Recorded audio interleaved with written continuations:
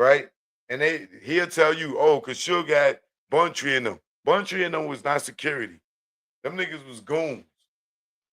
You know what I'm saying? They was not licensed gun carriers that could shoot somebody and get away with it for self-defense with a security license. So for him to have all the security over at Club 662 and none, not one cop that could legally carry with Suge in them should tell you a lot. Why would he be with Suge? Or at a Mike Tyson fight? I want to hang with Suge just to see the celebrities.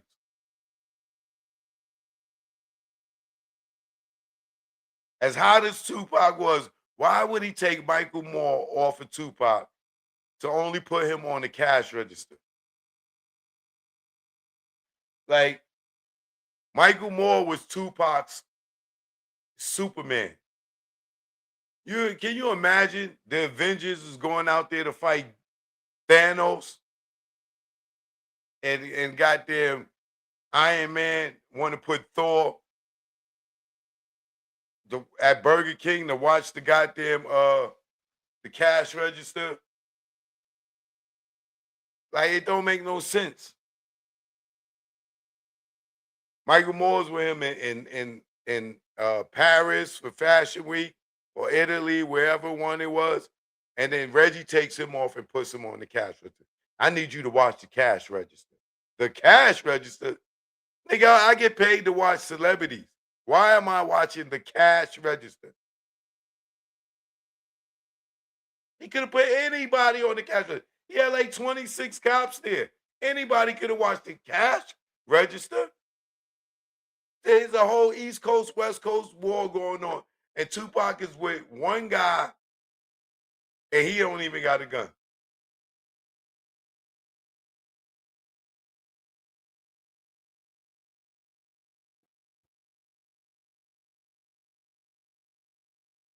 So it is clear that Reggie wanted to be at Club 662 to have an alibi as to why he wasn't around nothing else. That's the only thing I could think of. But, allegedly. Then you people who disbelieve that this entire thing is an orchestrated conspiracy, then let me connect a few dots for you, right? First and foremost, always remember that Reggie Wright Jr. and Keefe Dwayne Davis knew each other and potentially, allegedly, did street business together before the Tupac incident, right? Now, listen to this. This is what a lot of y'all probably don't know, right? Because this doesn't get talked about, right? Now, here's a fact. Now, listen. Eric Periden and Reggie Wright Jr. were partners on the Compton Police Department gang squad together. Reggie's daddy was the lieutenant of the gang squad.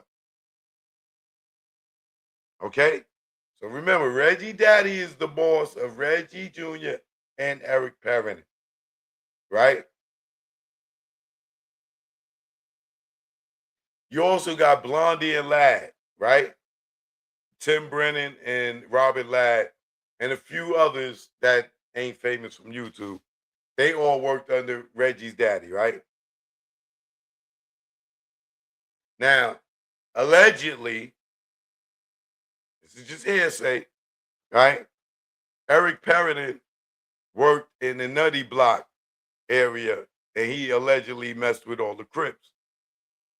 They say that Keefe D allegedly was Eric Perrin's number one rat when he was uh, a police officer, right? Now remember, keep it in mind, Eric Perrin and Reggie Wright Jr. were partners. Okay? Like Jim Belushi and Tupac and gang related. They were in the car together, right? Now, if allegedly Keefe D was Eric Periden's #1 rat when he was the police, keep in mind that this is Reggie's partner when he is on the force. Let me cook, right? Let me cook. Reggie and his partner worked on the gang squad, and Keefe D allegedly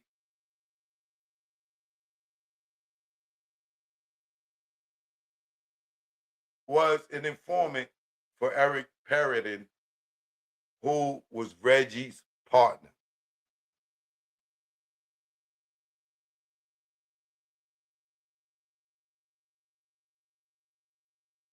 Is your wheel spinning yet? Okay, let's move on. Now, here's where the urban legend gets tricky, right?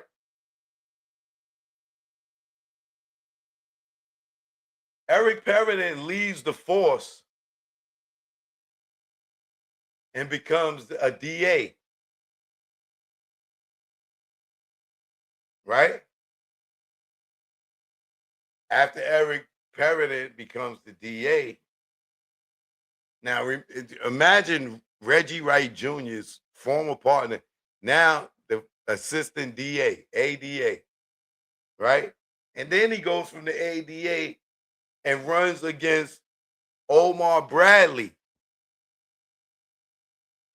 former mayor of Compton, and he runs for mayor against Omar Bradley. Now, check this out.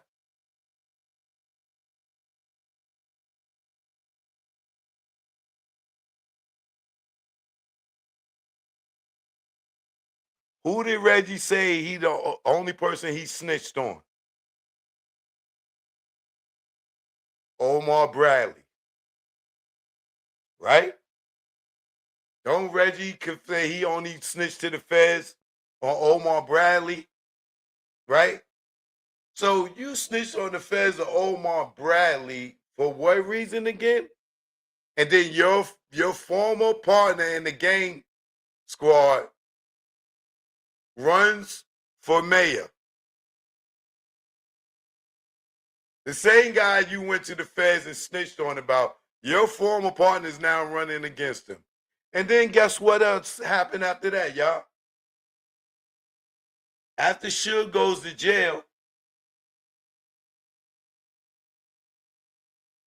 and Reggie's running death row, Reggie gives, allegedly, Reggie gives Eric Periden $125,000 towards his campaign.